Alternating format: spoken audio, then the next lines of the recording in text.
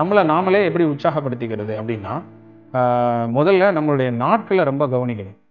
ஒவ்வொரு நாளையும் பயனுள்ளதாக நம்ம செலவழிக்க ஆரம்பிச்சுட்டோம்னாலே, ஆட்டோமேட்டிக்கா நம்ம என்ன செய்ய ஆரம்பிச்சோம்னா, நல்ல விஷயங்கள தேட ஆரம்பிச்சோம். நம்முடைய எண்ணங்கள சரி பண்றதுக்காக, அது ரிலேட்டடான தேடுதல நீங்க முதல்ல ஆரம்பிங்க. நெறைய திருக்குறள் படிங்க. நெறைய தன்னம்பிக்கை புத்தகங்கள் வாசிங்க. இலக்கிய புத்தகங்கள் வாசிங்க. நல்லவர்களுடைய நட்பு கொண்டாடுங்கள். அவங்கட்ட போய் உட்கார்ந்து நல்ல விஷயங்கள கேளுங்க. இது மூலமா நாம வந்து சிலர பார்த்தாலே ஒரு செல்ஃப் மோட்டிவேட்டட் ஆக ஆரம்பிச்சுருவோம். புத்தகங்கள்ல உள்ள சில வாசகங்கள் எல்லாம் எங்க பார்த்தாலும் ஒட்டி வைங்க. அத பார்க்கும்போது உங்க மனசுல நான்லாம் ஒரு வார்த்தை எழுதி வச்சிருந்தேன்.